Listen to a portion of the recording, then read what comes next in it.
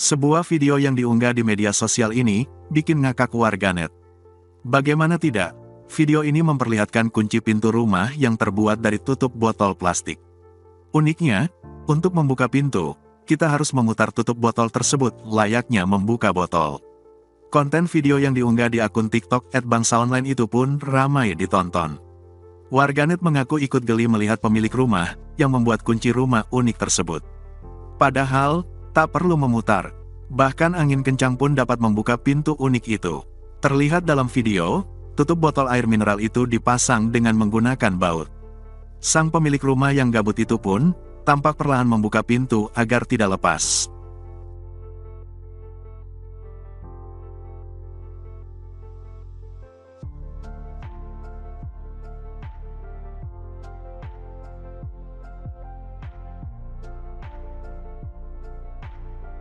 Download Tribun X sekarang, menghadirkan lokal menjadi Indonesia.